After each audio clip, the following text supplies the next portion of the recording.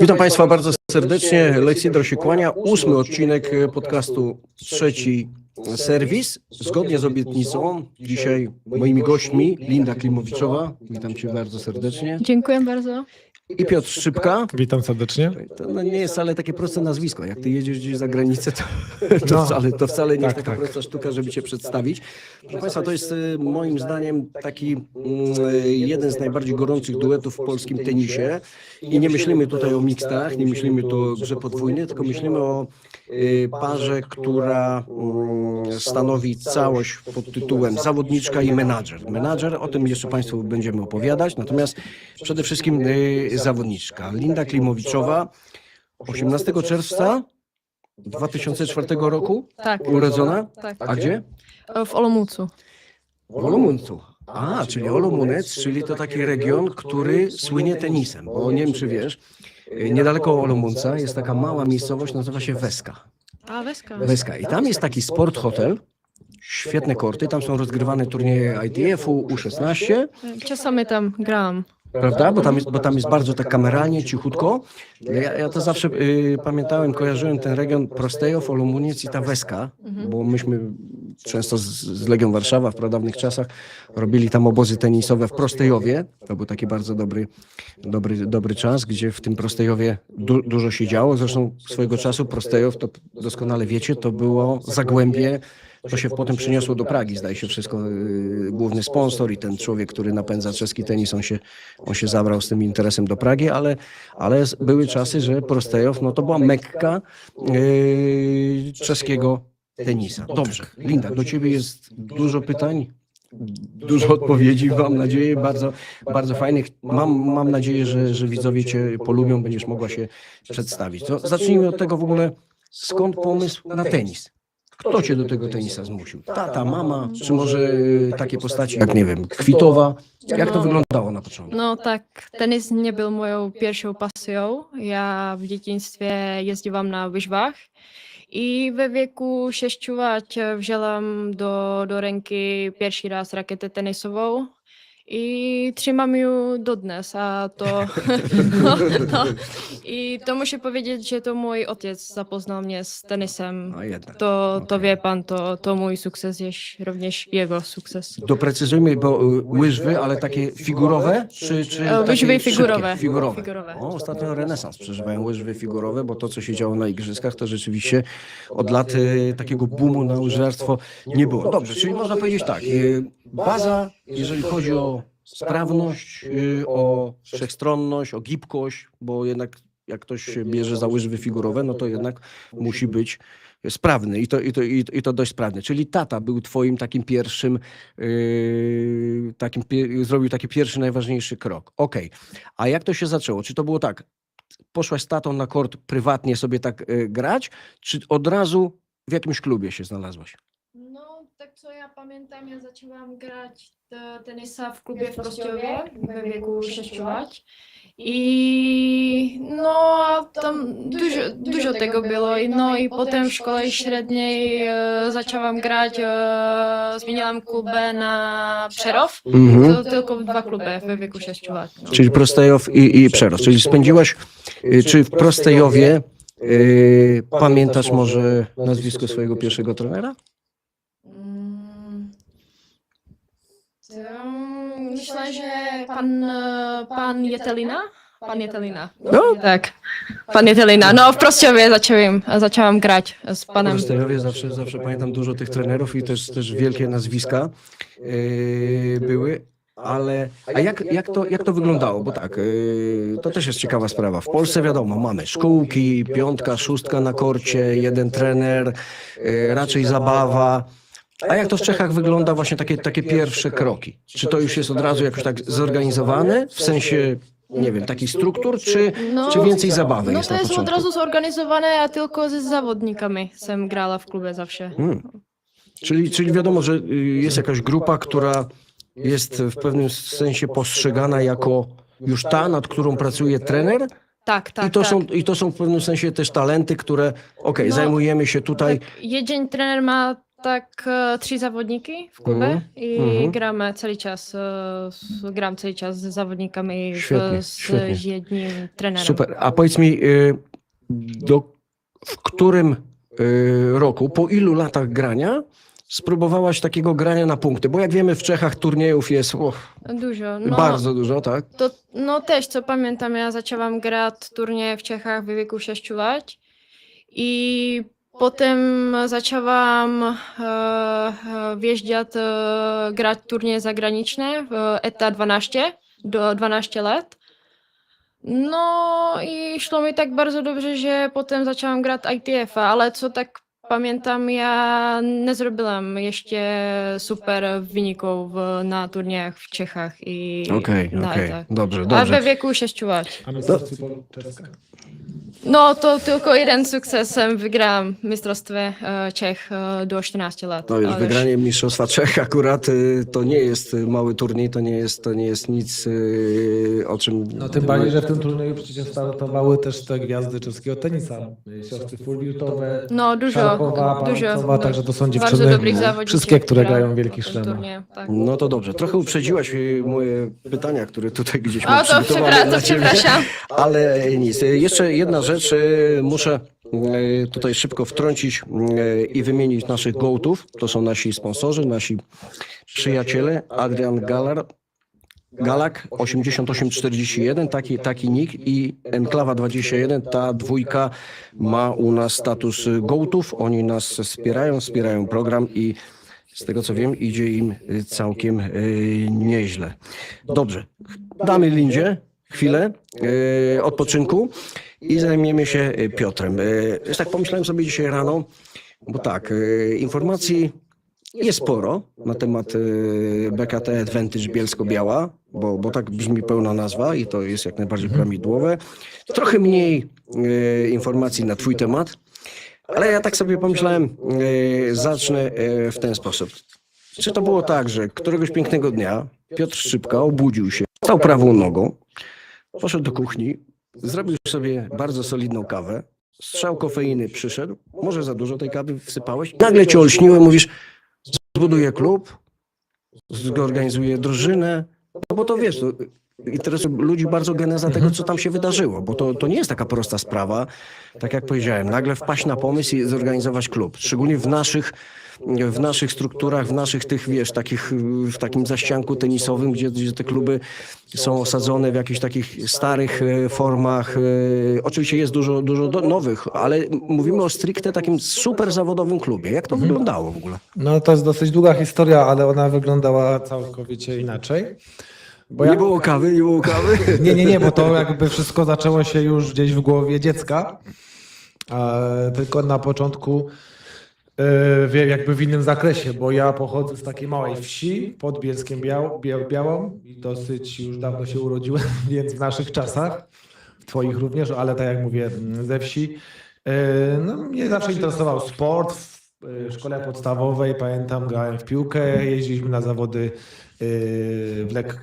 jakieś tam lekkoatletyczne, no takie po prostu sporty najłatwiejsze, tak? Gdzieś tam na wsi to było dużo miejsca, żeby stworzyć bramki do piłki i biegać po tej trawie. No i tak, jako że zawsze byłem takim dzieckiem bardzo ruchliwym, więc tak ten sport był. Natomiast pamiętam, jakoś miałem może 12 lat, 10 lat, mój dziadek, w moim domu w ogóle nikt nie był sportowcem i tylko mój dziadek był takim fascynatem, oglądał sport cały czas. No i też oglądał ten tenis. No ja pamiętam, że mnie wszystkie dyscypliny interesowały, również ten tenis i jak tam było na przykład równowaga i przewaga czyjaś to A, ja się go pytałem, czy to jest to A, mi to wszystko tłumaczył, advantage i tak dalej, i tak dalej. No ale ten tenis był tylko w telewizji. Później jak miałem może tak z 14 lat, to pojawiła się możliwość, żeby grać też tego tenisa. W ogóle była taka sytuacja, może w tenisa w wieku 14 lat tak bardziej profesjonalnie w klubie, ale przypomniało mi się teraz, że mój ojciec w tych czasach przemiany zajmował się wszystkim, więc w 88 roku wtedy pojechaliśmy na wakacje do Chorwacji i przy okazji tej ojciec sprzedawał wszystko, co było i miał te rakiety Polones. Tak. No. Farbowały dłonie, bo tam była sztuczna skóra, która jak się potrzymało trochę dłużej tą rakietę, to rzeczywiście paskudnie farbowała dłonie od wewnątrz. No. I że nie sprzedały w tej informacji wszystkich, więc na wsi u nas były 2 takie rakiety. No i ja z moim takim kolegą w klasie, z którym zawsze rywalizowaliśmy o to, że kto jest najlepszym sportowcem, braliśmy te rakiety na rowery, jeździliśmy na boisko siatkarskie, dawaliśmy tą siatkę na dół, to wtedy w wieku 8 lat, no i robiliśmy z tego boisko tenisowe, ono było 3 razy większe, więc biegaliśmy tam i graliśmy tak jak potrafiliśmy, nie? No i po tym wieku tak 14 lat trafiłem do klubu w Pszczynie i trenowałem całymi dniami. Startowałem później w jakichś tam mistrzostwach Polski, jakieś eliminacjach nawet futuresów, jakieś pojedyncze mecze wygrałem, ale nigdy tej kariery nie zrobiłem, no dlatego, że za późno zacząłem, nie było takiej możliwości. Ale ten tenis mnie tak wkręcił, tak po prostu marzyłem, żeby być tym mistrzem. Nie było takiej możliwości, więc później w czasie studiów, już miałem wtedy 24-3 lata, sobie po prostu robiłem te kursy instruktorskie, byłem trenerem w innym klubie w Bielsku Białej tam, potem ten klub upadł i mój dzisiejszy wspólnik miał syna, dalej go ma, takiego Mikołaja, on był czołowy w Polsce i ja z nim też odbijałem taki sparring partner w Pszczynie na takim balonie tam takim zimnym, na zwykłym welanym betonie, no i ten ojciec narzekał wtedy, no, że nie ma tutaj na Śląsku możliwości do grania i tak dalej, i tak dalej. Ja mu mówię wtedy, no to nie wiem, może otwórzmy klub, nie? No i tak naprawdę się wtedy to zaczęło. Nie śmiejemy się do dziś, bo ten Mikołaj wziął. To właśnie był taki mój i jego ojciec byli i ja w trójkę wymyśliliśmy sobie ten klub. No i tak on po prostu powstawał, bo w 2010 go założyliśmy, więc początkowo tam były 2 korty trawiaste i 2 takie też sztucznej trawy, lekka konstrukcja, zimno. Mój ojciec swego czasu prowadził dosyć dużą firmę i zajmował się budowlanką, więc tak pomagał nam sukcesywnie w tym rozwoju. I tak w tym 2010 roku powiedziałem, że nie zostałem mistrzem, ale w takim razie co mogę zrobić, to wychowam jakiegoś mistrza, mistrzynię. No i tak to się zaczęło w tym 2010 roku, że tutaj w Bielsku budowaliśmy ten klub, a ten Mikołaj trenował w Dąbrowie Górniczej z Mają Chwalińską. I tak naprawdę Maja właśnie od samego początku jest z nami związana. No i też może dzięki temu, że od razu trafiliśmy na taką perełkę, ona miała zaraz te wyniki, ja jeździłem z nią po drużynowym mistrzostwach Polski, później na Tennis Europe, ona wszystko wygrywała, więc mówię, no to tak wszystko fajnie wyglądało, więc równolegle wszystko robiliśmy, budowaliśmy klub, jeździliśmy na zawody, trenowała z Pawłem Kałużą w tej Dąbrowie, przyjeżdżała czasami do Bielska w późniejszych czasach. No i wygraliśmy jakieś pierwsze mistrzostwa Polski, ja mówię, wcale to nie jest takie ciężkie, żeby tu w Polsce wygrywać, nie? No to zaczęły się, pamiętam, bo mam też takiego, jest taki Mikołaj Midalski, szkoda, bo nie ma chłopak zdrowia, ale właśnie w tej wesce z Jędrzejczakiem i z Tomaszem Berkietą, bo to był taki silny rocznik 2006, wygrali wicemistrzostwo Europy, pokonali Andalusa między innymi z reprezentacją Hiszpanii. No i ja chodziłem po wszystkich znajomych, bo ja znam jego mamę od zawsze i mówię, masz jakieś dzieci? No mam tam Martynę, nie 15 lat. Mówię, nie no, Martyna stara, no gdzie to będzie zawodową tenisistką? I ten Mikołaj 3 latka biegał, wydawaj go, nie? No i tak po prostu chodziliśmy po wszystkich szkołach, przedszkolach, szukaliśmy tych dzieci i tworzyliśmy takie grupy 4-6 osobowe, no i tak po prostu to wszystko jakoś się rozwijało, tam gdzieś 5., 6. miejsce zajęliśmy w Polsce, mówię, tak wysoko, tak szybko, no i to nas po prostu napędzało, a przy okazji tej, że mój ojciec miał dużą firmę i bardzo nam finansowo i logistycznie pomagał, budowaliśmy, no i dzisiaj mamy no taki duży obiekt, no i takich dobrych zawodników. Tak naprawdę w 2000 Maja mieszka w Polsce też bardzo dużo. Może tak szybko się rozwinęliśmy też ze względu na ten system czeski, dlatego że bardzo wcześnie jakby ja też robiłem doktorat w ogóle z zarządzania tutaj na UW i moim tematem było na początku wtedy, kiedy zakładałem klub, zarządzanie klubami sportowymi, na przykładzie klubów tenisowych i mnie po prostu fascynowało jako takiego jeszcze nic nie wiedzącego o tenisie człowieka, czemu w tych Czechach, na tej Słowacji są takie wyniki, a nie ma w Polsce. Więc pamiętam, miałem taki jeden temat do tego mojego doktoratu, popularności rozwoju tenisa. To wtedy były te kraje ościenne Czechy, Słowacja, wiem, że byłem w Danii. No jeździłem do tych Czech jako ten młody naukowiec, robiłem badania. No i robiłem badania, po klubach jeździłem, dowiadywałem zastanawiałem się, dlaczego tak to jest. Potem pisałem tą pracę, pisząc tą pracę w teorii, bo miałem dwie pasje. Albo chciałem zostać wykładowcą na uczelni, albo mieć ten klub. Ale w związku z tym, że ten sport jakoś u mnie zawsze był na miejscu numer 1, obroniłem ten doktorat, ale zostawiłem to i poszedłem bardziej w praktykę i budowanie tego klubu. Realizowałem to, co sobie zapisałem w tej teorii, po prostu w praktyce. No i też bardzo szybko trafił do nas pierwszy Stavros Wawrzos, trener z Czech, bo mamy do Czech 40 kilometrów. No tak, praktycznie to można pomyśleć, że na rowerze można Właśnie, jechać bardzo szybko. Więc mi się wydawało, że my mamy już dobry klub, bo tam jakiś duży nowy mistrzostwa Polski, w ogóle on zobaczył, to mówi, co tutaj jest, każdy robi co chce, ten z tym, ten z tamtym, on stworzył ten system czeski, tu nie ma w ogóle dyskusji, jak ktoś chce trenować w klubie, to trenuje z kim trener powie, a nie tak jak jest, nie, że ten z gorszym i tak dalej, no i tworzył ten system. Później Maja się przeprowadziła przed trener też Machowski Jarosław, który do dzisiaj z nią pracuje, przyprowadził przecież też on Lindę. Mi się bardzo ten czeski system spodobał. Przyjeżdżali do nas inni czescy zawodnicy, jak Linda Noskowa, byli też ci młodzi, do Jędrzejczaka, ten Myrwa jest taki młody, bardzo zdolny Brunslik i tak dalej, i tak dalej. No i tak w sumie poszliśmy, mamy teraz na dzień dzisiejszy bardzo dużo czeskich trenerów, też jest epizod słowacki, potem pojawiła się ta Superliga. Dobrze, to będzie... No i tak dalej, no i tak w sumie powstał ten klub. Dobrze, to Piotr, daj mi teraz chwilę dla Lindy, bo tu jeszcze ze strony klubu o zawodnikach, o sukcesach będziemy opowiadać. Wracając do Lindy. Linda, czy ty zdążyłaś na tyle dobrze zacząć grać w Czechach, w tych kategoriach U12, U14, że zostałaś powołana do kadry Czech? Czy grałaś w reprezentacji Czech? No, myślę, że jeden raz na Summer Cupie. Na Summer Cupie. Czy Summer Cupy, czyli do lat 16? Do 18. Do 18 jest Summer Cup. No to chyba okej. wcześniej musiało być.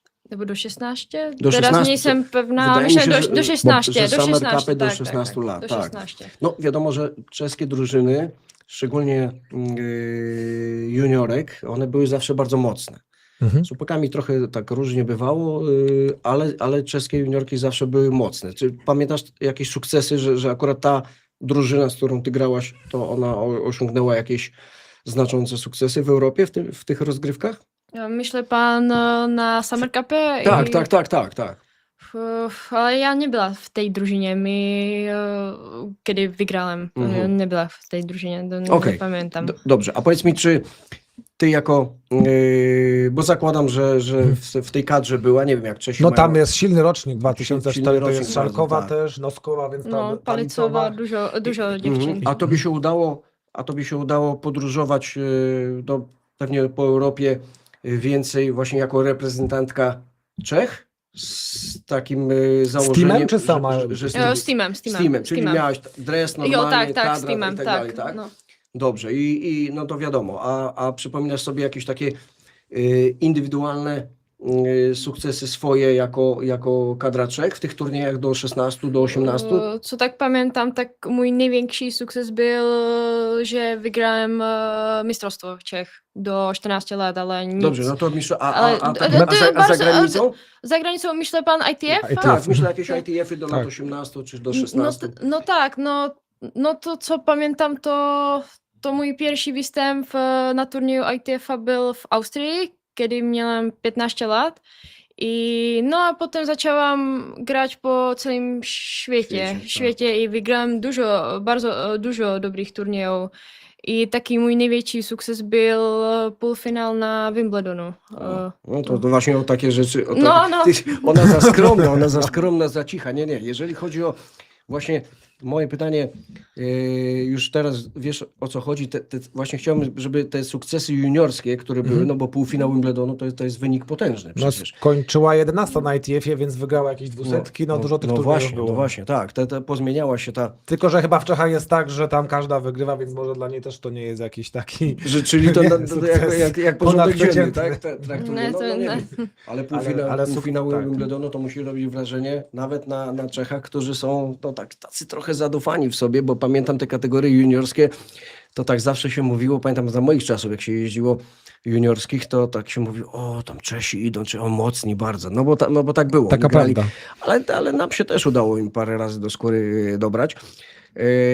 Linda, czyli mamy taką Lindę Klimowiczową, która jest postrzegana już jako talent wśród czeskich tenisistów, tak? Bo masz sukcesy, jesteś już taką juniorką obiecującą na przyszłość, ten Wimbledon i pewnie gdzieś w okolicach tego Wimbledonu zaczęły się pierwsze ITF-y seniorskie, te pierwsze próby wejścia na ten dorosły rynek, ale grałaś te ITF-y dorosłe jeszcze pod flagą czeską.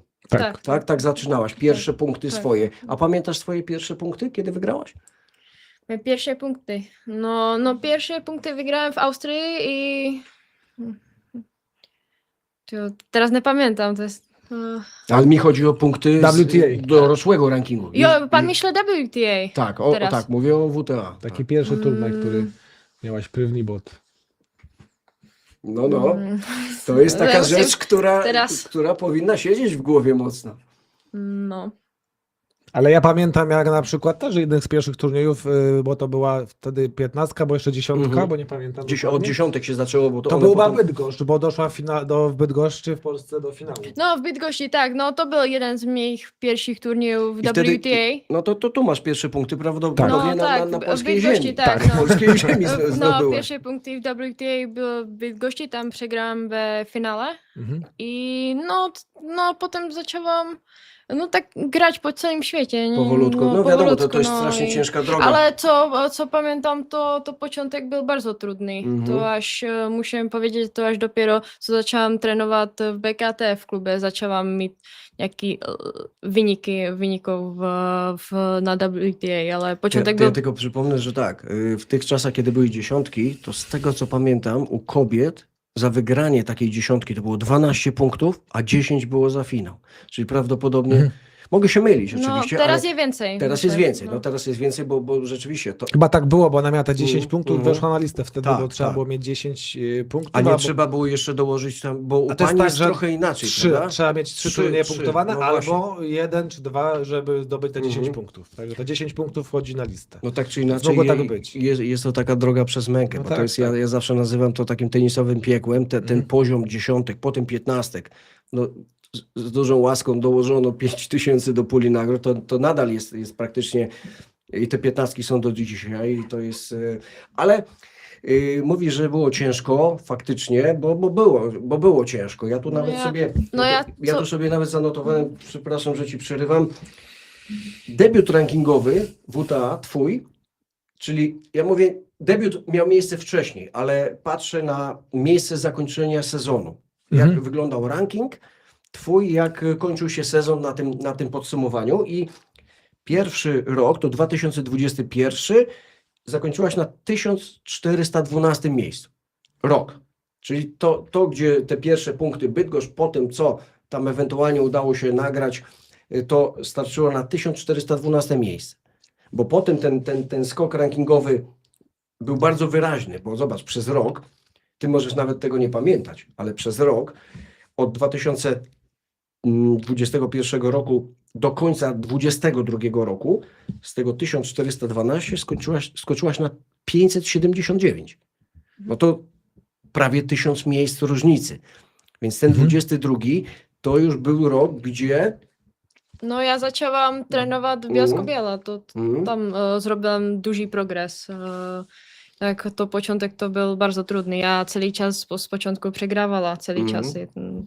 Mało jest takich, które wiesz, zaczynają i Wygrywają. zaczynają wygrywać, Od razu. ale to jest w ogóle ten troszkę potem, bo to zawsze mnie ciekawiło, patrzyłem na punkty bronione, niebronione, ale taka troszkę w 23 stagnacja, czyli taki poziom utrzymany z lekkim progresem do miejsca 485, bo wydawało się, że po tym skoku prawie 1000 miejsc, kolejny rok pójdziesz trochę wyżej. Ja nie mówię, bo to wiadomo, im wyżej, tym ten skok Ciężej. jest trudniejszy, prawda? Natomiast 485, czyli no, można by pomyśleć, że 100 miejsc skok, jak na możliwości, jak na warunki, nieduży, ale długo nie trzeba było czekać na kolejne efekty właśnie tej współpracy i pewnie już systemu, bo za chwilę poproszę was, żebyście o tym opowiedzieli, bo na koniec 24 roku już byłaś 203 w rankingu, a 203 to już jest coś, co pozwala wybierać, prawda? No to już nie są tam 15 czy 25, to już można zahaczyć o imprezy No, trochę wyższe. No ja v ten čas šukala trenera. Já Mhm. měla dużo problémů s trenérama, se sponsoringem, v ogóle ze vším okolo tenisu. No to byl bardzo trudný rok Dobrze, to dla teraz, mnie. to teraz pytanie, które ja usłyszałem od praktycznie każdego, z którym rozmawiałem, a propos moich gości dzisiaj, bo w Polsce jest cały czas aktualny taki mit właśnie tych Czech całych jako takich, że tam jest system, tam jest super, jest wszystko i bardzo dużo Polaków jeździ trenować na terenie Czech, właśnie czy Przerów, czy Prostejow, czy Olomouc, czy Praga. Grają w czeskiej lidze, bo też jest bardzo mocna.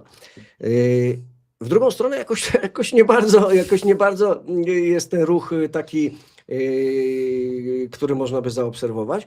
I tutaj pytanie, skąd pomysł, żebyś stamtąd ruszyła w stronę Polski i grała teraz dla nas jako Polka pod polską flagą, bo to jest tak trochę, wiesz, parę osób mówiło, Off-streamowo. Tak, to off-streamowo, to parę osób mówiło trochę wbrew logice, no jak, tam tak dobrze, to my do nich, a tu nagle ona do nas, gdzie z tym systemem, z tym różnym. Ale ja zawsze kontrowałem, że był grunt zrobiony, cytując klasyka, jest grunt zrobiony pod interes dobry i tu myślę, że Piotr mógłby trochę o tych kulisach powiedzieć, bo przecież nie wyobrażam sobie, żeby Linda nagle wpadła na pomysł z dnia na dzień, pakuje manatki i jadę do Polski, do Bielska akurat. To musiało dojrzewać. I teraz przyznajcie się szczerze, bez bicia, kto był takim głównym architektem, takim kołem napędowym całego przedsięwzięcia właśnie tej zmiany. Wielkiej zmiany życiowej, bo trzeba powiedzieć, że to jest naprawdę odważna decyzja i to nie jest takie proste.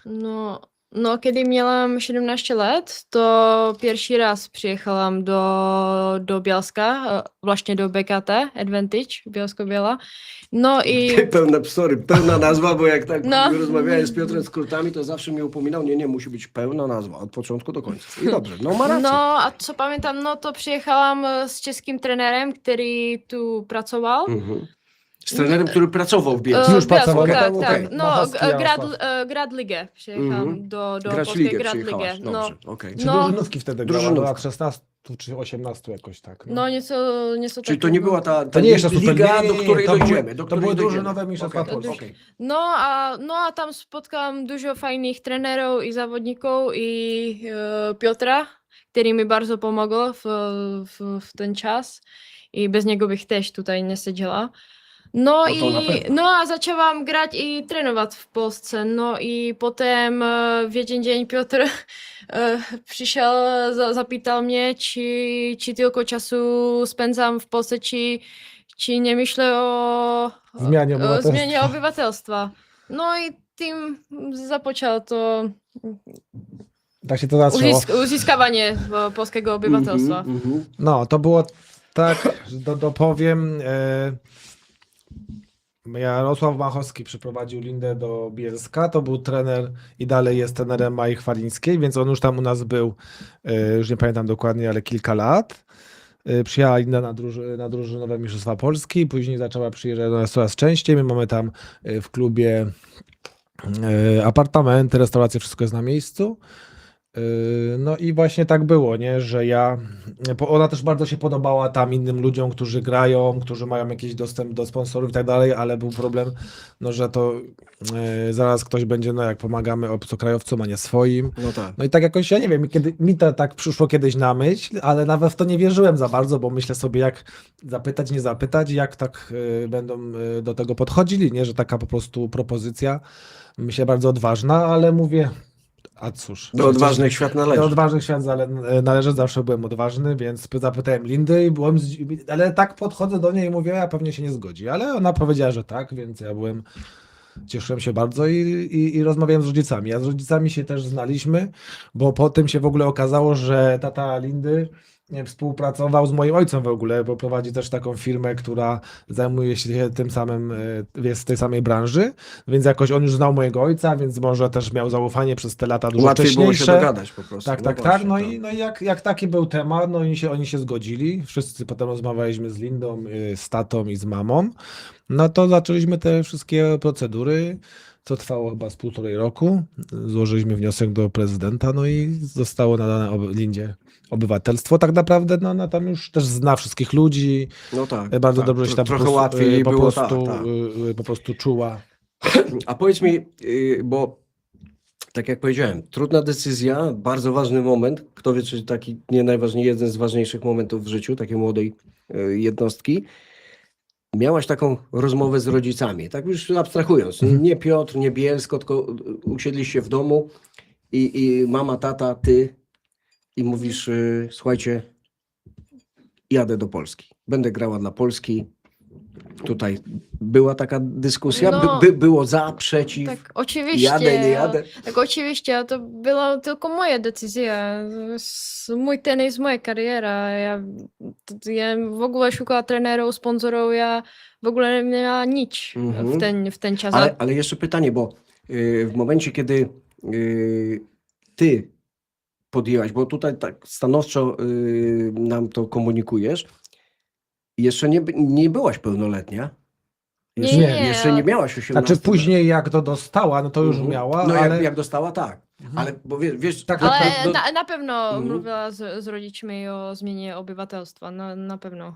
Tak, tylko właśnie tu jestem ciekaw, bo wiesz, czasami tata w rodzinie, który jest prosportowy i wiesz, dla niego sport jest najważniejszy. Z drugiej strony jest mama, bardzo często w kontrze to może być postawione, że nie, ona nigdzie nie jedzie, nie jest pełnoletnia, ma się uczyć i tak dalej. To była pełna zgodność? Rodzice powiedzieli, Linda, pakuj torbę i jedź? No tak, a to było w ten czas 2 roki temu ja złamała tu kostkę. To a jeszcze wcześniej. a to było Jakoś w tak. ten czas, nie? No, bo, To było końcówka, jak dostałaś to obywatelstwo, no. Tak. a w ten czas ja nie grała w ogóle tenisa, to Aha. mieli dużo czasu Czy miałeś dużą taką rozmawiać. konkluzję poważną, mhm. która nie pozwalała ci grać, tak? No tak. No ale Okej. też tata dzwonił do mnie i rozmawialiśmy też dużo na ten temat, to też tak nie jest, nie? Tak. Więc też po prostu to nie była dla nich łatwa decyzja, on się nic tutaj nie wiedział, więc ja go zapewniałem, że... A byli rekonesans? Ale to nie, to oni, robili? ale oni tam przyjeżdżali z nią, więc Już wcześniej oni, wiedzieli, tak? zanim była ta propozycja, oni bardzo dobrze znali ten klub i bardzo dobrze znali trenera Machowskiego, który jest z tej, no blisko tam mieszkają koło siebie, więc tak by ona nigdy nie poszła w miejsce kompletnie nieznane, bo No poszła tak, ze tak. znanym Mhm. człowiekiem, z którym oni się spotykali, ufali sobie i on po prostu ją tutaj zabierał i z nią tutaj trenował. Tak jak mówię, ojciec też może dlatego, że znał mojego ojca i moją rodzinę, więc też myślał, że może to nie są jacyś coś dziwnego, nie? No i też wtedy już się znaliśmy, więc byłem bardzo zaangażowany w tą rozmowę. Czasami dziennie możemy po prostu z pół godziny rozmawiać, czy piszemy do siebie cały dzień, więc wtedy już też tak było. I to są otwarci ludzie, więc tak naprawdę tam nie było żadnych podchodów. Okej. Bardzo dużo na ten temat rozmawialiśmy i może tak wszystko im po prostu się skalkulowało. Czyli gładko wszystko poszło, tam nie było żadnych jakichś przepychanek, bo Tak.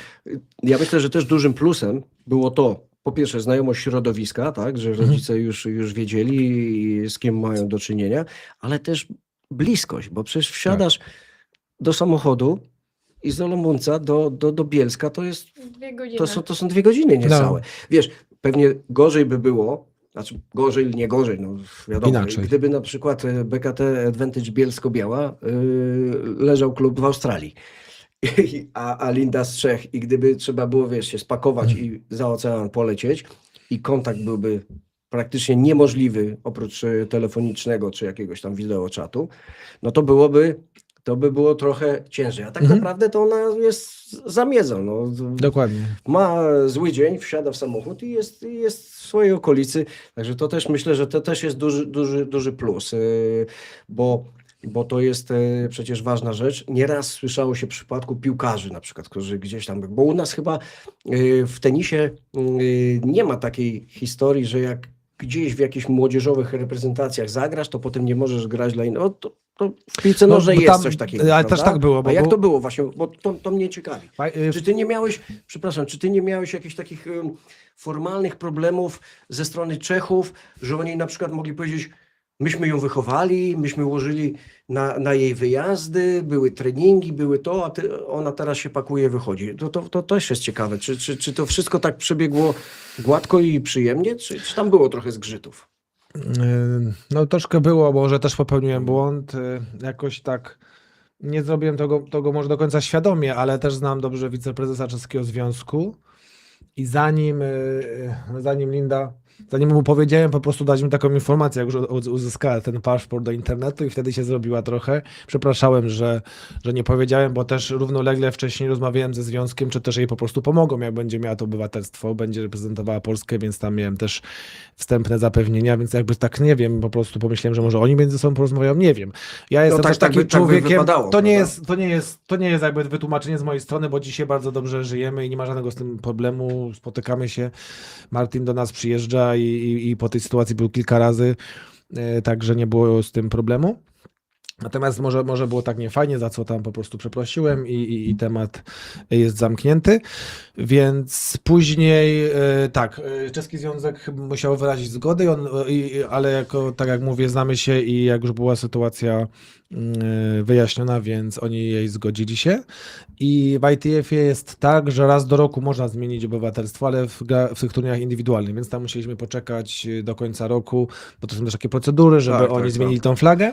Do końca roku musieliśmy zaczekać, no i od stycznia mogła reprezentować Polskę, ale w Billie Jean bodajże była wtedy karencja dwuletnia, więc też, ale jeżeli się jakby tam udowodni, że masz jakieś związki z tym krajem większe, że na przykład, no nie wiem, wiele lat trenuje, z dnia na dzień przyjeżdża. zmieniłeś i ona nie Tak, grała w tak. Billie czeskim, Tak. więc pisaliśmy takie pisma, też tam ze związkiem mi pan Wójcik pomógł, no i oni na to się zgodzili, no więc Linda już mogła wtedy zagrać w tym Billie Jeanie, nie polskim. No dobrze, to jest także- akurat ciekawe rzeczy.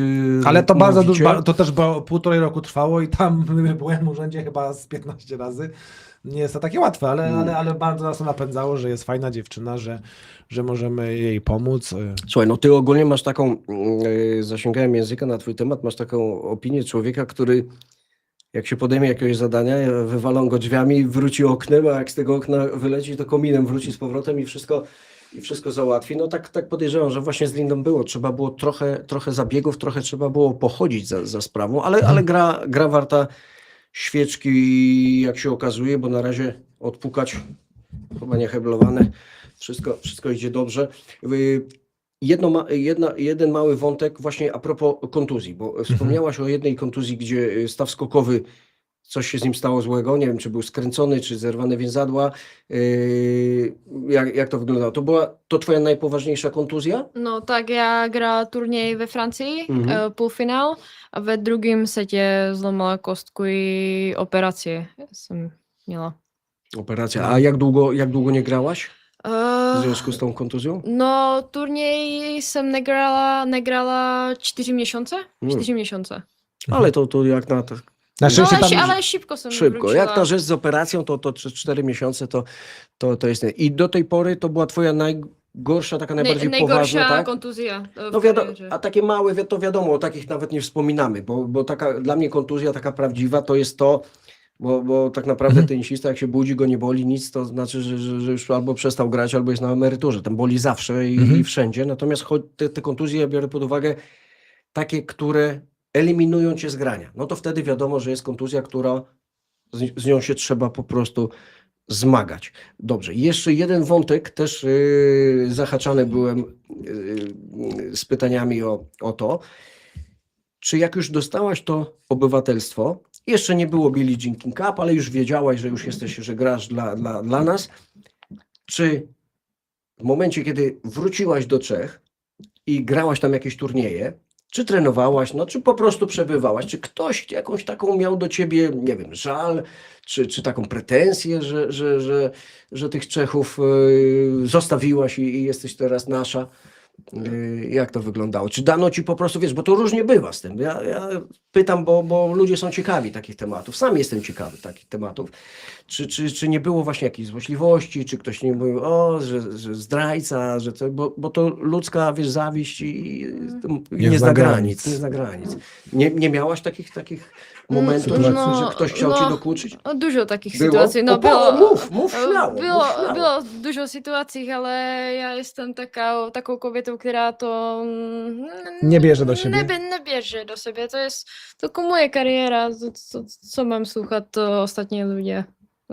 I bardzo dobrze. No to słuchaj, to jak nic nie robisz, to wtedy o tobie nie mówią. Jak coś robisz, to zawsze dostaniesz. No też i całkiem zawsze inaczej dostaniesz wygląda, po jak jest głowie. od środka niż z zewnątrz. Nie? No oczywiście, Więc- oczywiście.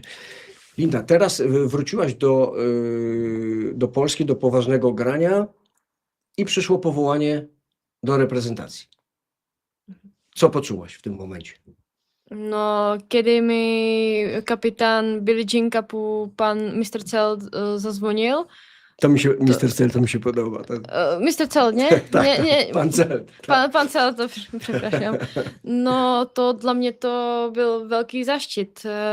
A tym bardziej, że wygrałem pierwszy mecz dla Polski. To oczywiście była zestresowana, to nowa drużyna, tak? No tak. Ale to dziewczyny były bardzo fajne, fajni trenerów, super kapitan, no to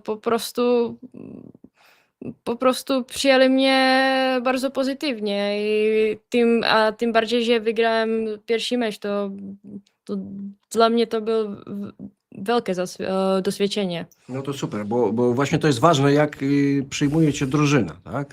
Bardzo jesteś pozytywnie, nowa. ja sam się czuła super. Super, no to jest ważne, bo z tym też różnie bywa. Nie mówię o akurat tej drużynie, tylko wiadomo, że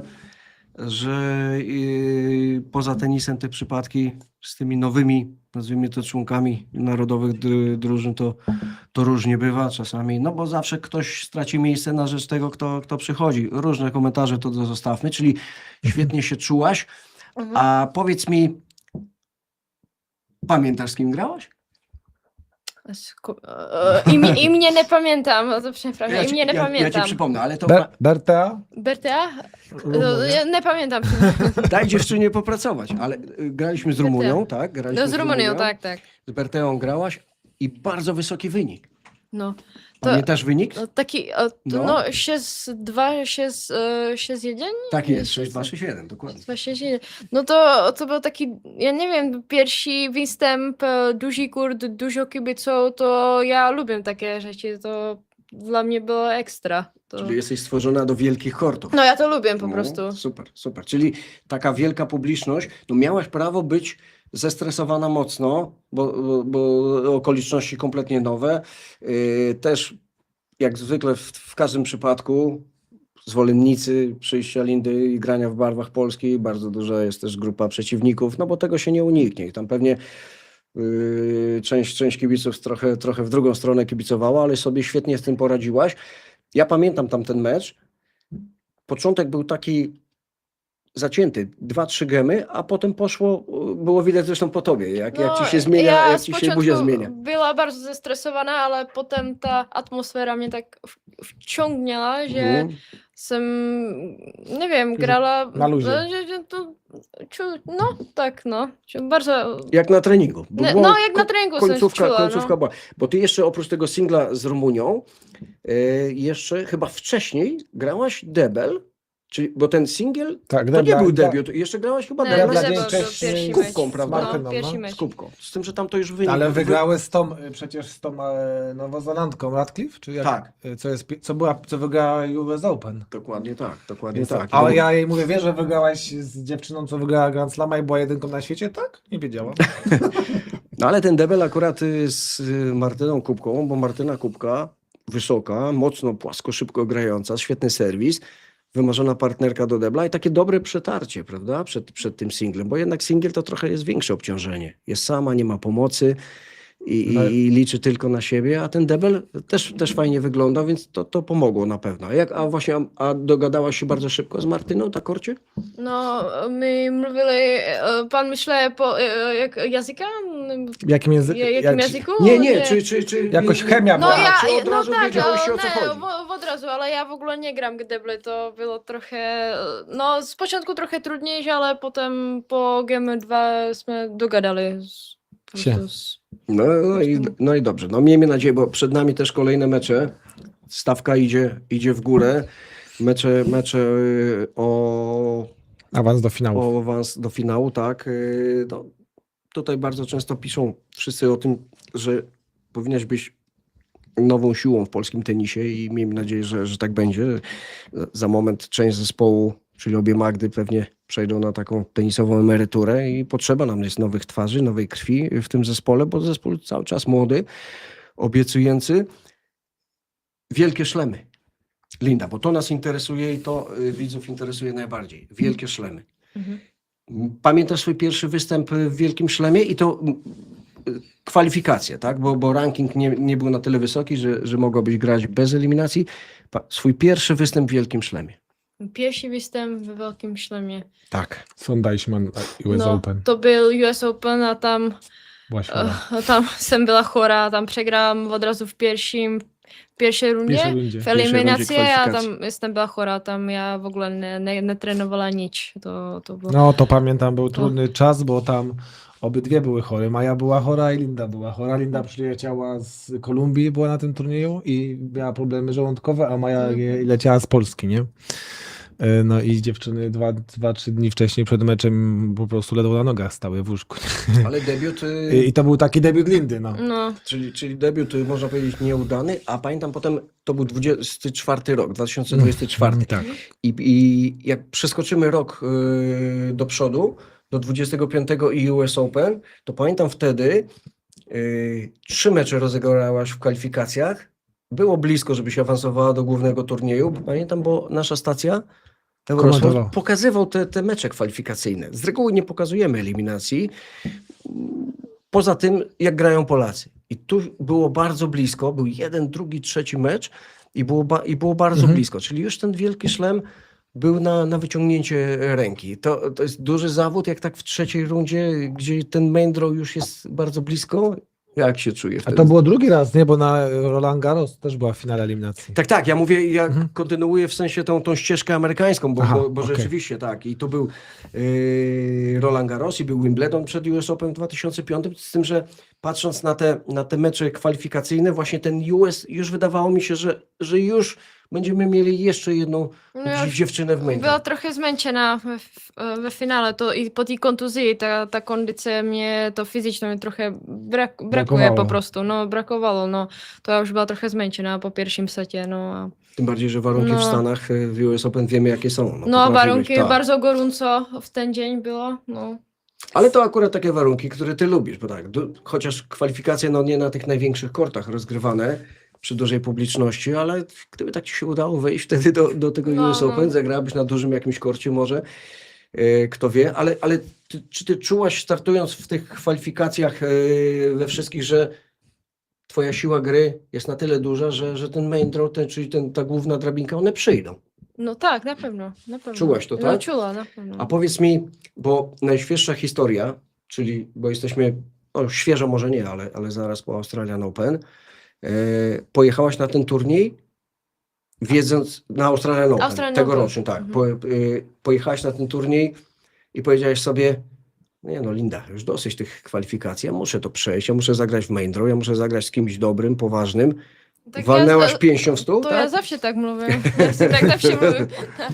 Zawsze tak mówię. No, a tak gdzieś kiedy chodzi o występ, mój pierwszy występ w Australii, to no to takim moim najmilejszym wspomnieniem jest mecz ze Svitoliną i tak w ogóle to i to jest taki mój największy sukces. To ja pierwszy raz przechodziłam eliminację na Wielkim Szlemie i wygrałam pierwsze Pierwszą kolo rundę, w pierwszą głównym rundę, tak. turnieju. To tak, to był po prostu mój największy sukces. Tak, to na to się przyjemnie patrzyło, bo Svitolina akurat nie wszyscy pamiętają, zagrała jeden z najlepszych wielkoszlemowych turniejów po powrocie, bo przecież pamiętamy, że ona po macierzyństwie wróciła na kort, ale wróciła świetnie przygotowana. Jeszcze wygrała chyba ten turniej poprzedzający. Tak, ona wygrała, nie wiem czy w Nowej Zelandii czasem nie wygrała. Auckland. Natomiast mecz ze Svitoliną, tu byśmy się trochę skoncentrowali. Jest w przeddzień meczu, wiesz, że jest Svitolina. Czy ty już w głowie zaczęłaś się przygotowywać, rozgrywać to spotkanie, wiedząc, że zagrasz z bardzo dobrą zawodniczką, z taką, no, że można powiedzieć, gwiazdą, bo po to, co zrobiła później, można śmiało określić to wydarzenie, tak, bo ona była, przypomnijmy, w półfinale. I teraz ty się szykujesz do takiego meczu ze Svitoliną. Nie możesz spać, czy odwrotnie, czy raczej masz taką motywację, że dobrze ci to robi. No ja była taka, jak to powiedzieć, taka bardzo exciting. No, czyli pro podekscytowana. mecz. tak. Bardzo podekscytowana. Oczywiście była trochę zestresowana, ale jak mówiła się, ja bardzo lubię duży kurt, dużo kibiców, grać ze Svitoliną to był dla mnie wielki, Wyczyn. wielkie doświadczenie. To ja... Ona jest taka No. bardziej to nie No ja to boi lubię, się, tylko po prostu lubi to. No, taka wizwa pro mnie. No, takie wyzwanie. Wyzwanie, Challenge. no. Tak, to Wyzwanie. bardzo dobrze. A pamiętasz wynik meczu? Już 5-7, 1-6? 1-6. No, 1-6. ten drugi set już był trochę... Nie.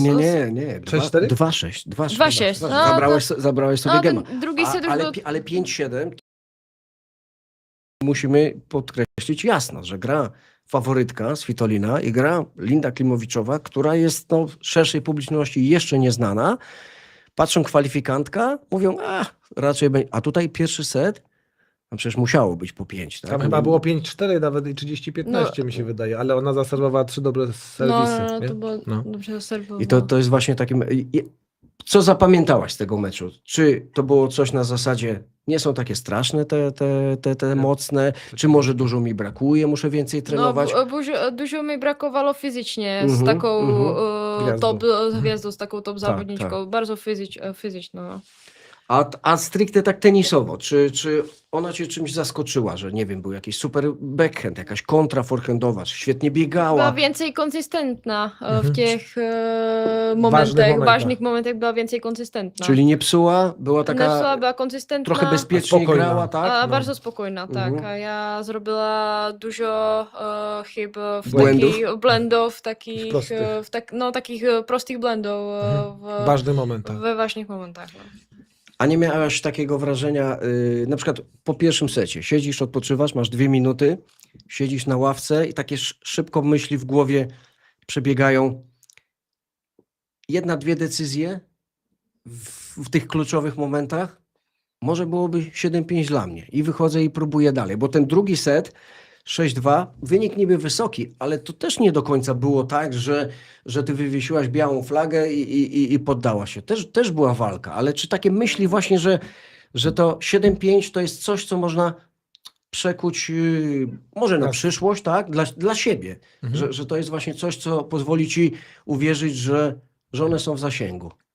Miałaś takie myśli? No tak ja cały czas wierzyła, że mogę jeszcze ten mecz wygrać. Mhm. I, po prostu fizycznie mi brakowało bardzo.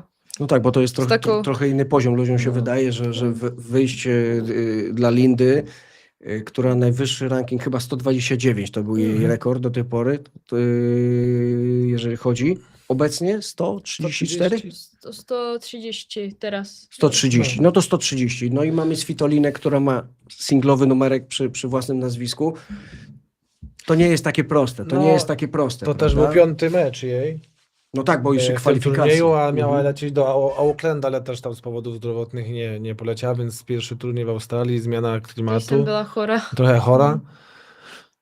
No i 5. mecz, więc wiadomo, Svitolina też grała No tak. w Auckland, ale myślę też, jak tutaj Linda mówi, że to przygotowanie fizyczne jest jednak fantastyczne jej i tutaj jest duże pole do popisu, ale mamy już na to, cały czas pracuje. Mamy sposób i metodę.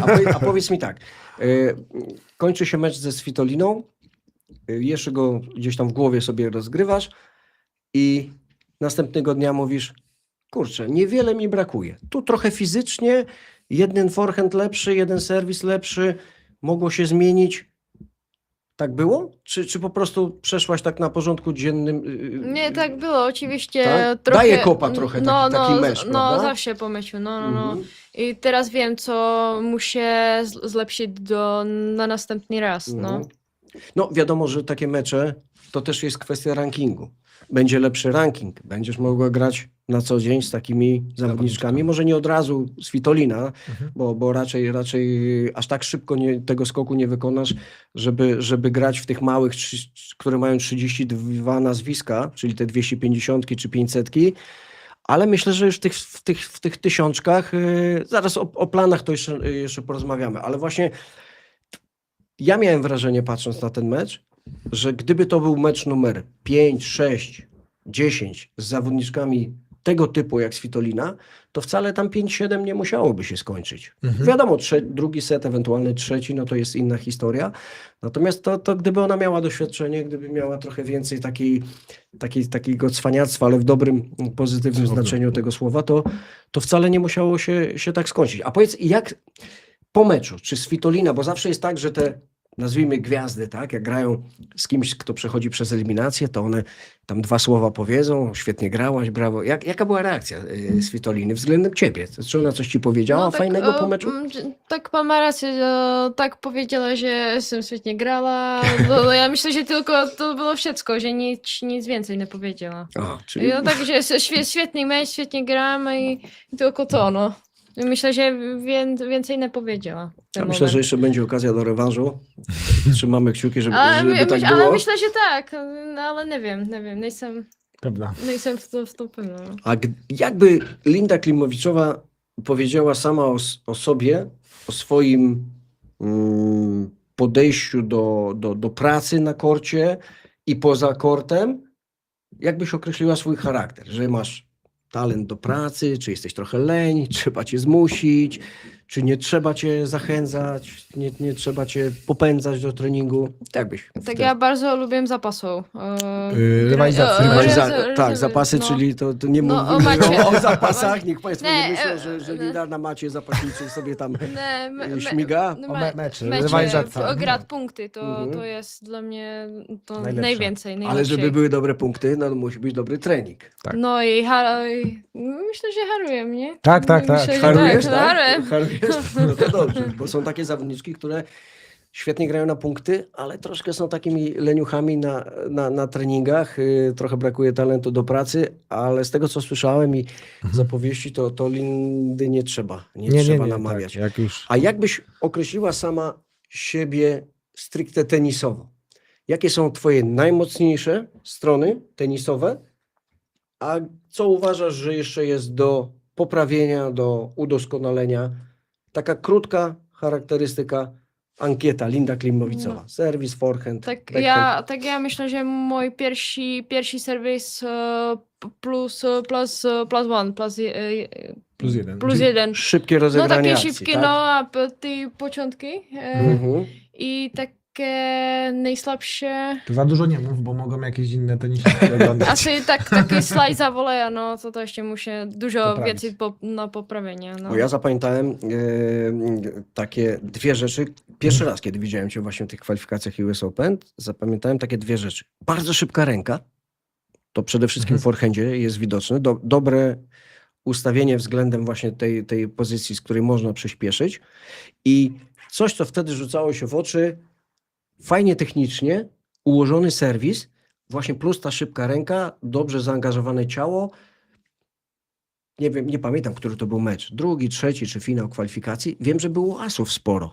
A to jest rzadkość w kobiecym tenisie, bo raczej mówimy asy, Tak. to Rybakina, czasami Sabalenka, może jeszcze To jedno... pan myślę finale w eliminacji. Może być, Tam może było dużo być, S, może no, być. z Było mojej bardzo dużo strony. asów i tak nawet sobie rozmawiałem później z Karolem Stopą na temat Lindy i Karol powiedział, jaka fajna dziewczyna, jak szybko gra w tenisa, jaką ma szybką rękę, jak to ty poskłada i trochę dorzuci jeszcze takiego właśnie może z przodu grania, wolej, jakieś takie, bo ty masz tendencję do takiej gry fajnej, kombinacyjnej. To nie jest takie bieganie z tyłu i tylko na drugą stronę, byle mocniej, byle częściej. Ty lubisz taką grę techniczną, takie kombinacje.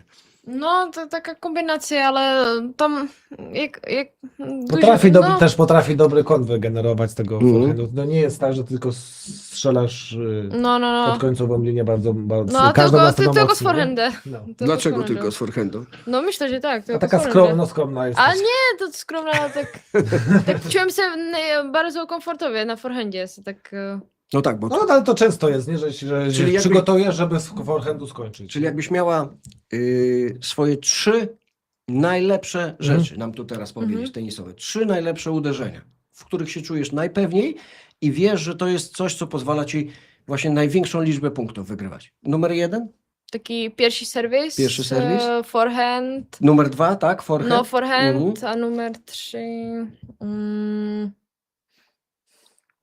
Głowa. Można. O, ale elementy tenisowe, adwokat się znam. No, ale Można- to jest wszystko powiązane. Można backhand po linii. Backhand linia. Czyli takie, bo są schematy, wiemy, że to tenisiści też mają swoje utarte takie szlaki, gdzie się pewnie czują i jak jest problem, to sięgają po takie zagrania, czyli backhand linia.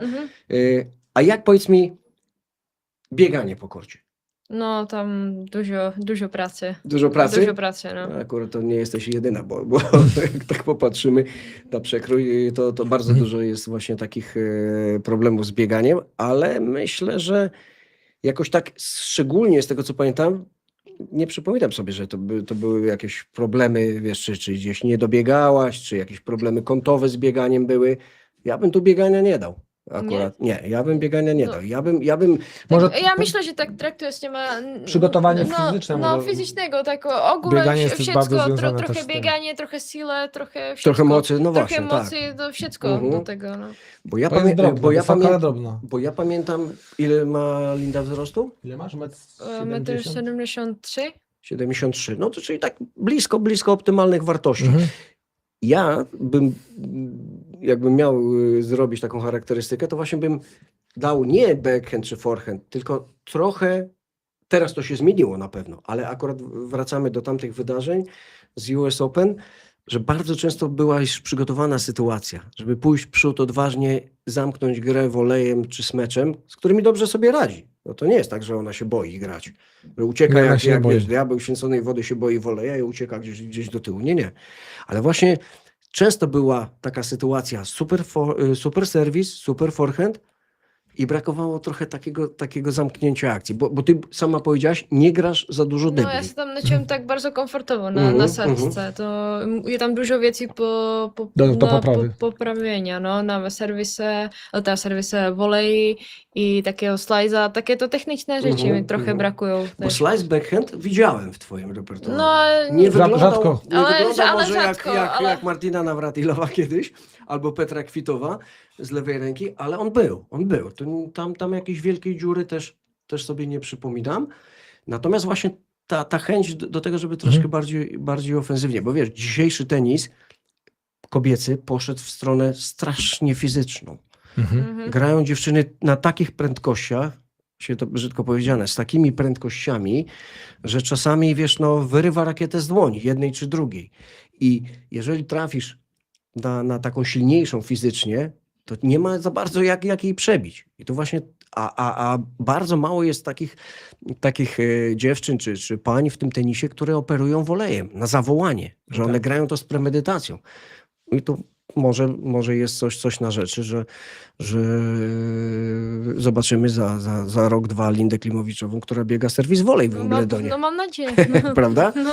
Piotr, Pracuję nad tym. teraz chwilę się zajmijmy klubem, bo ty wprowadziłeś, wiemy już jak wyglądała podstawa i twoje zaangażowanie w budowanie klubu.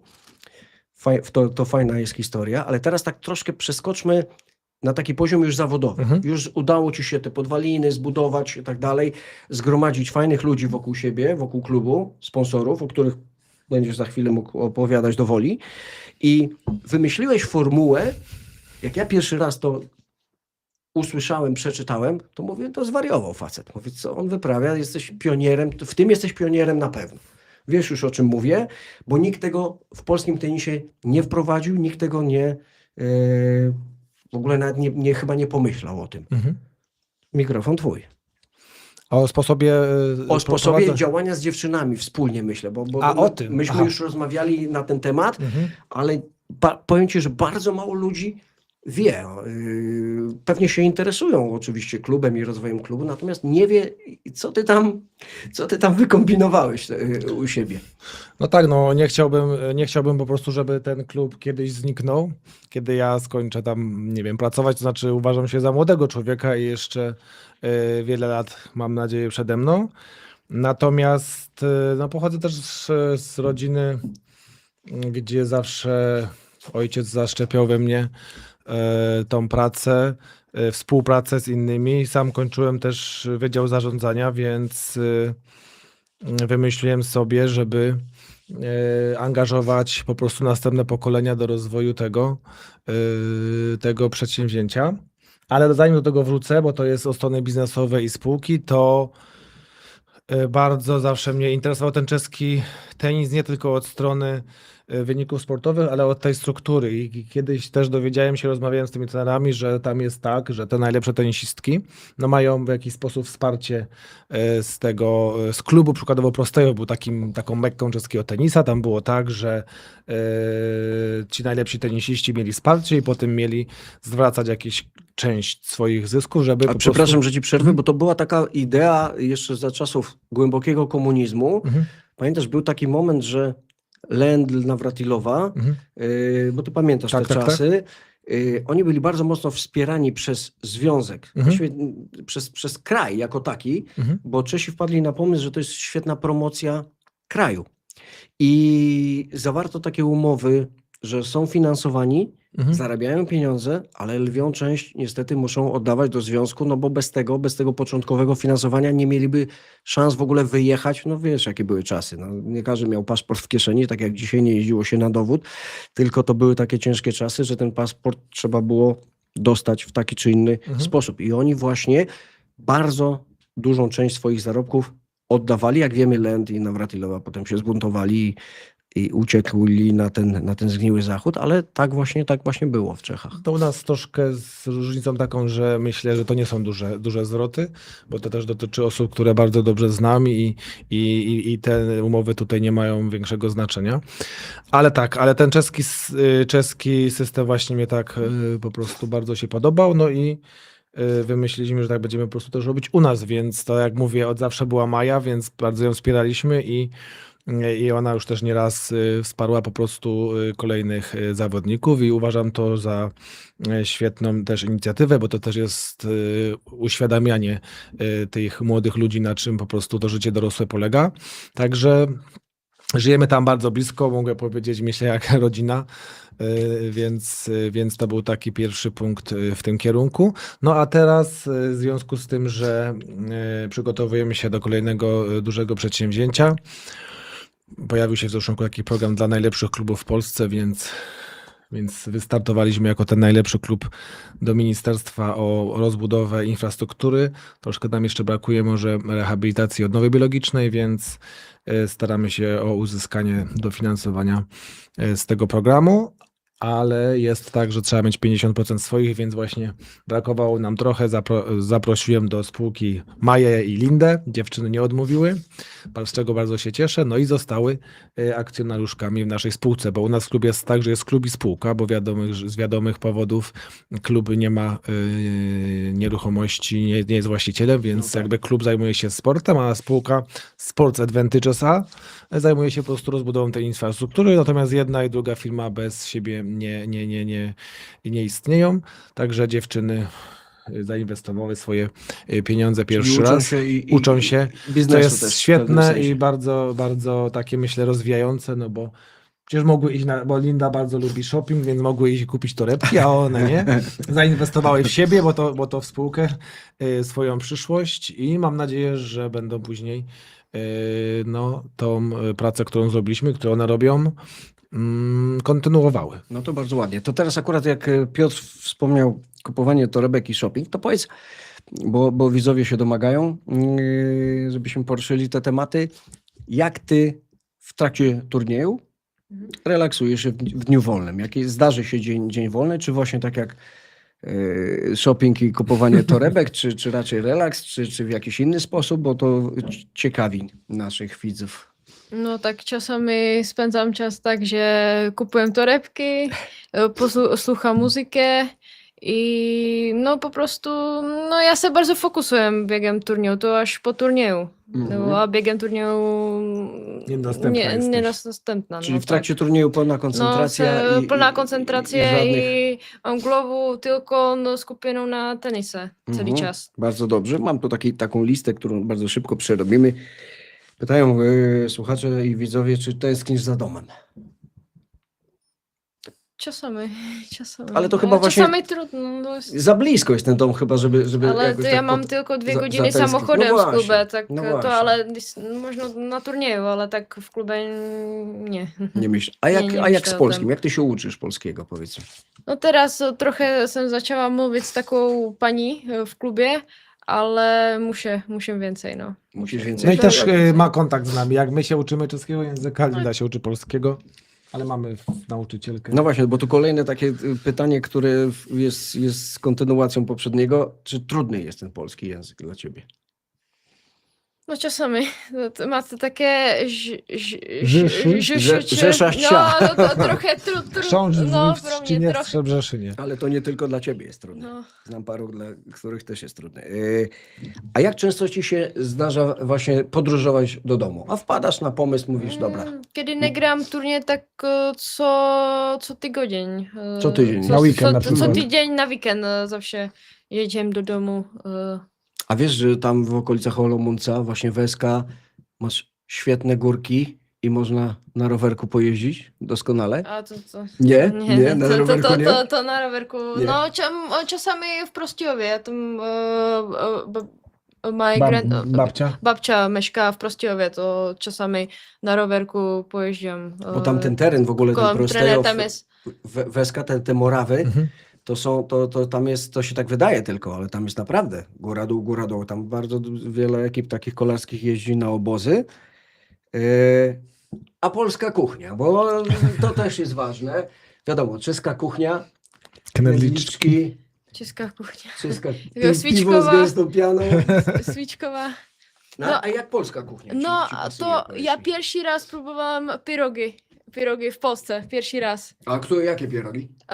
Są na słodko. Na słodko, Na czyli so- z na owocami? Z słodko? truskawkami, z A, bobowkami. No, to bardzo lubię. No, Lubisz, tak? Lubię bardzo, no.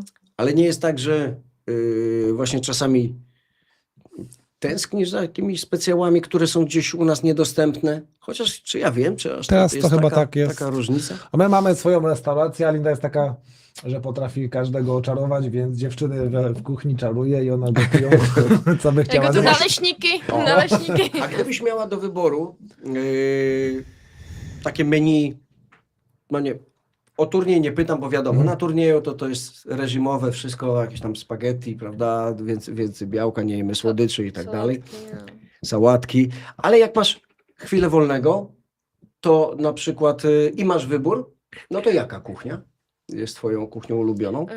Czeska. Czeska cały czas? Czeska, no. Czeska i Włoska. Włoska? Włoska i czeska, no. Włoska i czeska, czyli jednak to węglowodany. A sushi? Sushi, ja też lubię. Lubisz sushi też? Lubię. Również, no. Czyli taka trochę egzotyczna w stronę takiej japońskiej kuchni też? Nie, No się, jest taka wersja Lindy, która powie, nie, tego nie zjem. A nie ma nic innego. To pójdziesz głodna spać, czy po prostu No to na pewno nie. przez rozum zjesz? Przez rozum zjem. Przez rozum zjesz, zjem, tak? no. Czyli nie ma Wszystko- Lindy wszystko takiej, lubi. że jest szpinak, a Linda mówi nie. Nie, koniec, to nie jest nic takie. To nie jest nic strasznego, tak? Nic strasznego, nie. Tym bardziej, że jest zdrowy. Czyli nie ma żadnej nie masz traumy żadnej z No bo- dzieciństwa. To na pewno nie. Czekaj, a co my mamy tutaj jeszcze? A właśnie, jak podróżowałaś po Polsce,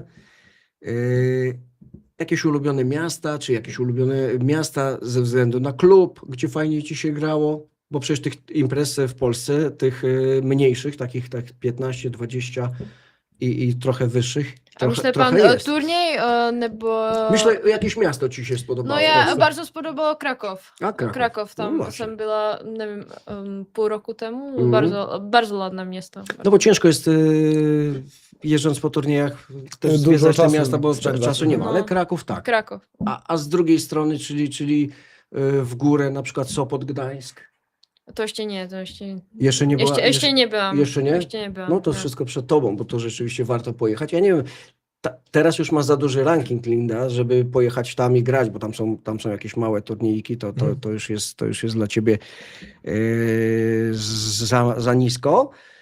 I jeszcze jedna rzecz a propos właśnie turniejów, bo rozpoczyna się za moment sezon na kortach ziemnych.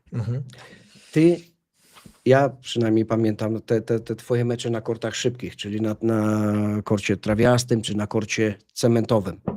A jak to wygląda na korcie ziemnym? Czy tu mamy Lindę Klimowicową, która się musi przestawić mocno, zmienić coś w głowie, żeby grać na tej wolnej nawierzchni?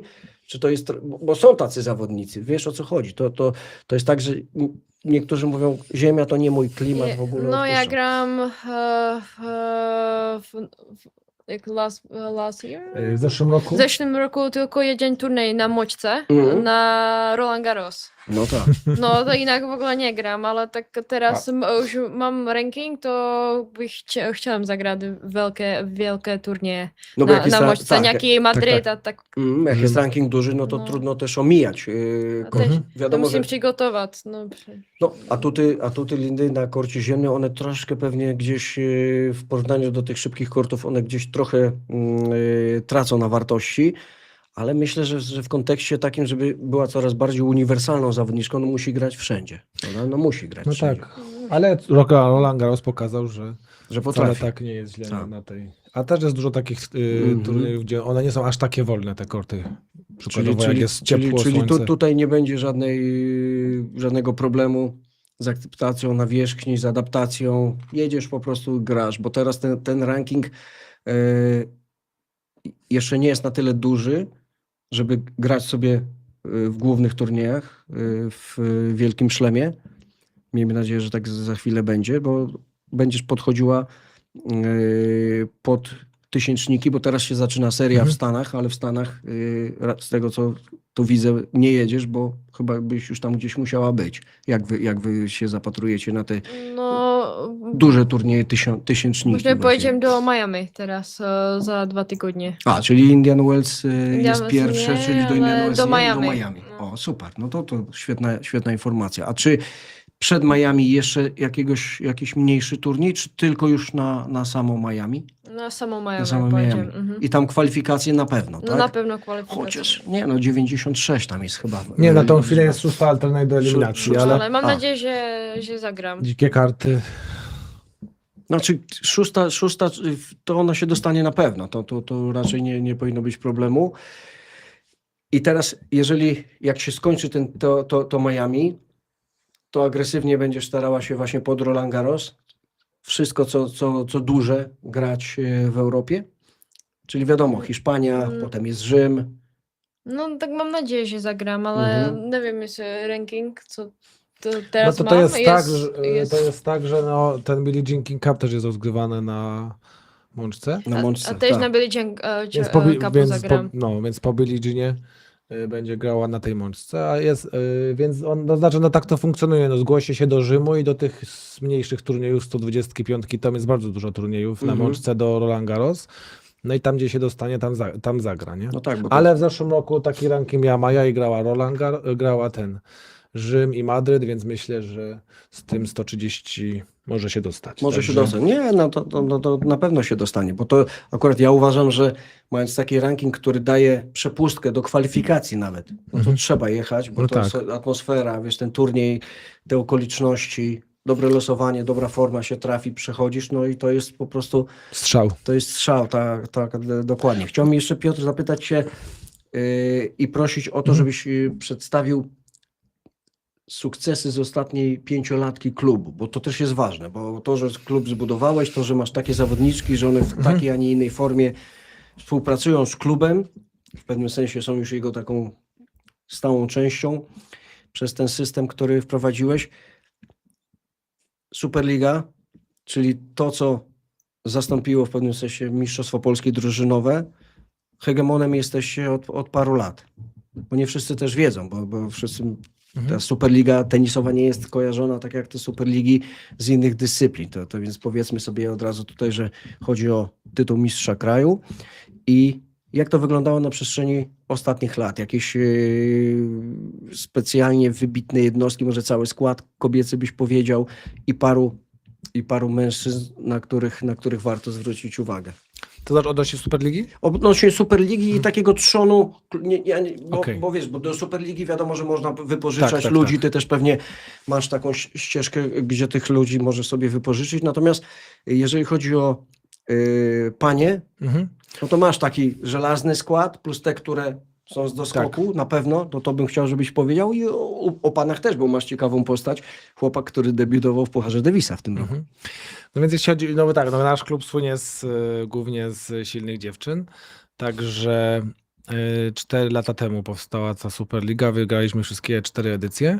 Na początku budowaliśmy drużynę w oparciu o nasze dziewczyny, czyli Maja Chwalińska, Linda Klimowicowa, Kasia Kawa. To są 3 dziewczyny, które są klasyfikowane zaraz na początku drugiej setki, reprezentantki Polski, grające przez wszystkie lata w tej Superlidze. Wiadomo, że mamy te możliwości, więc tam grały też takie zawodniczki jak Petra Martić wypożyczone, czy Linda Noskowa. Linda Noskowa dużo u nas trenowała. Przyjeżdżała wtedy, kiedy jak był COVID, bo tam w Czechach było zamknięte, więc dobrze się znamy jej mamę. Niestety zmarła, bardzo dobrze żyjemy z jej trenerem, który też jest bliskim kolegą trenera Mai, także tak. Więc jeśli chodzi o tą Superligę, no to ją wygraliśmy. Natomiast też koncentrujemy się głównie na tych turniejach indywidualnych i robimy wszystko, żeby dziewczyny jak najlepiej były przygotowane. Przez ten czas kilka turniejów WTA wygrały dziewczyny. Maja wygrała 2 turnieje 125 w Rio i w Montreux w Szwajcarii. Kasia Kawa była 2 razy w finale 250. W zeszłym roku była w finale w Ballstadt. Linda też byłaś w finale, czy w półfinale? Była w półfinale chyba Samsun, to jest w Turcji, przegrała z Hają Juvan w takim bardzo wyrównanym i długim meczu. Także to są te takie największe sukcesy indywidualne. Kasia w tym roku wygrała United Cup z Polską, Maja była w zeszłym roku w finale United Cup. W Billie Jean King, co zajęła Polska 3. miejsce, też była Kasia z Mają, Lindy jeszcze nie było. Także myślę, że to są wielkie wyniki jak na tenis, tak? No to są wielkie wyniki na pewno, jak na też czas, kiedy ty się angażujesz z pełną mocą w ten tenis taki zawodowy, ale to też musimy powiedzieć, bo to ważne, przynajmniej wspomnieć, to nie tylko zawodowstwo u ciebie. Tak. Ty też dbasz, przeglądałem sobie nawet strony twojego klubu, świetnie profesjonalnie zrobiona strona, jest młodzież, są już te tak zwane szkółki, to szkolenie podstawowe, to też fajnie wygląda. Tak, jakby my, to, że my mamy zawodników, tak jak tam nas postrzegają z tych 3, to też tak nie do końca. My przede wszystkim staramy się wychowywać swoich zawodników. Z Mają w różny sposób jestem związany od jej początku kariery, czyli już chyba z 15 lat. Linda też już kilka dobrych lat, a to też nie jest tak, że każdemu się uda. Było wielu zawodników, którzy z różnych powodów przestali grać. Na przykład ja miałem bardzo zdolnych, czego żałuję, zawodników z rocznika 2006, Jakub Jędrzejczak, który lat 12 zdobył wszystkie możliwe mistrzostwa Polski w singlu, w deblu, w drużynówkach, we wszystkim i do lat 16 był miał bardzo dobre wyniki, rywalizował cały czas z Tomaszem Berkietą oraz 11 drugi. Później drugi taki bardzo zdolny Mikołaj Migdalski, który na przykład wygrał z Budkowem Kierem nie wiem, czy on nie jest od niego młodszy nawet, czy pokonał Myrwę. To są zawodnicy, którzy dzisiaj grają wielkie szlemy, a oni niestety, Mikołaj ze względów zdrowotnych nie mógł grać. Kuba studiuje w Ameryce. też nie jest tak, że my mamy aż tych milionów nie wiadomo ile, żeby wiesz dobrze ile to wszystko kosztuje. Także no, tak jak mówię, od samego początku robimy bardzo duże nabory, mamy jakieś tam programy, chodzimy po przedszkolach, szukamy tych dzieci zdolnych do tego tenisa i później, nie wiem, przyjdzie w jednym roku 40-50 dzieci, zostanie połowa i z tego staramy się wybrać jakąś czwórkę, robimy im jakieś egzaminy sprawnościowe i potem takie sobie selekcjonujemy w danym roczniku czwórkę, która ma taką ścieżkę od, nie wiem, 6 roku życia profesjonalną, czyli tam 3 razy w tygodniu dzieci grają sobie w tenisa, mają 2 razy zajęcia ogólno, bo u nas rehabilitacja jak jest potrzebna i spotykamy się często z rodzicami, tłumaczymy im, bo bez rodzica nie ma tenisa, więc tam jest bardzo No dużo tak. spotkań, uświadamiania, diety, regeneracji i tak dalej, i tak dalej. Czyli tak Także trochę jak we wszystkich wspominała tych- Linda, kiedy ona zaczynała w klubie, to, Mhm. to już od razu od maleńkości miała takie podejście, trener wiedział co chce, tak. wiedział jak te dzieci już kształtować. No, jeżeli ktoś z Państwa kiedyś będzie w okolicach Bielska, no to zachęcamy, żeby podjechał do klubu, bo u Ciebie nie tylko można grać w tenisa, ale też spędzić miło czas, dobrze zjeść. Nie byłem, ale Zapraszamy, tak. wierzę na słowo. A powiem Ci, taka krótka historyjka. Wstyd powiedzieć, ale wiesz, że w 85 to była jedyna moja styczność z Bielskim Białym.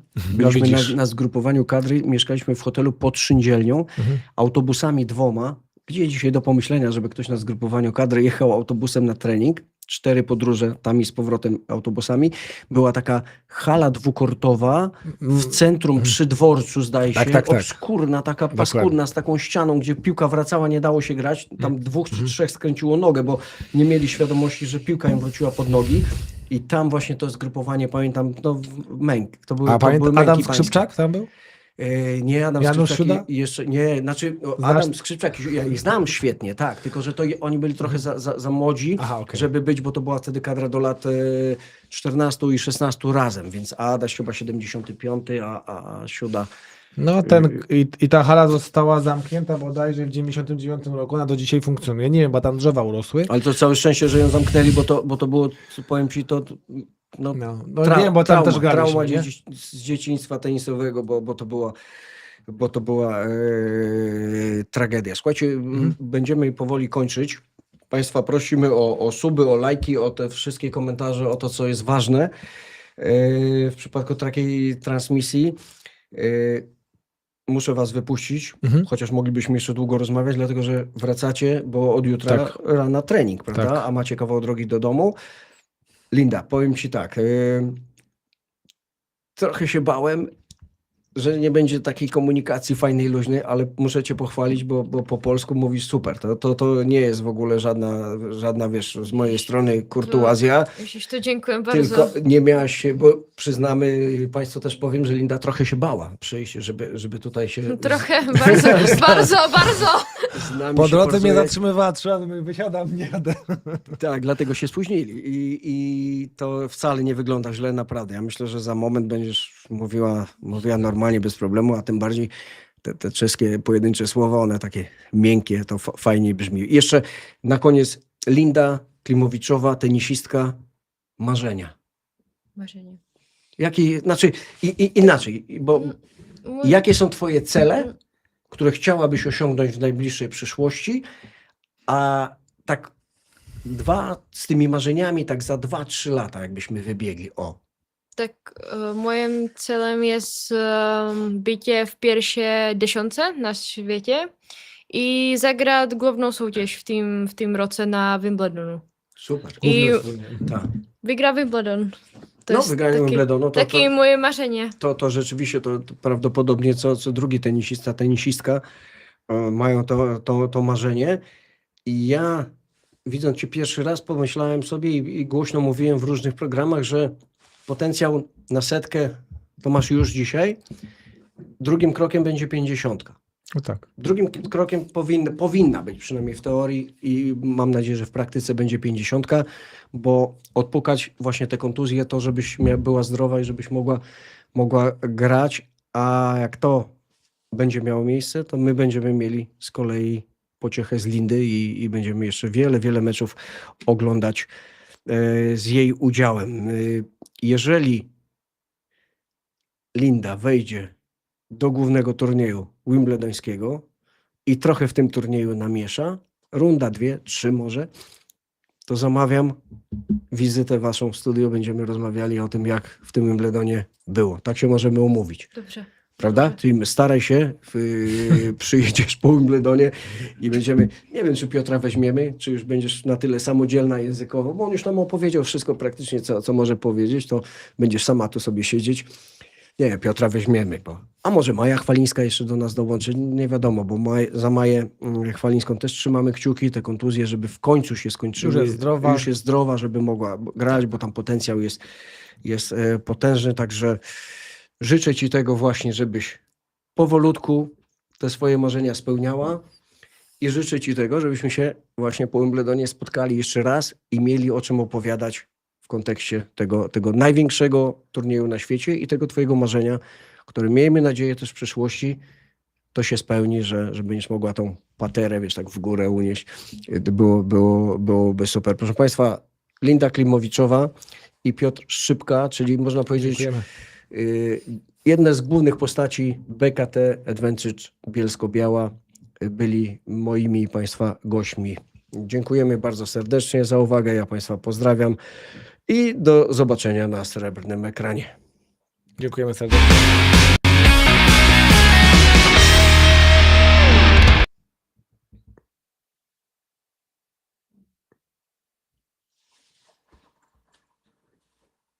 Już?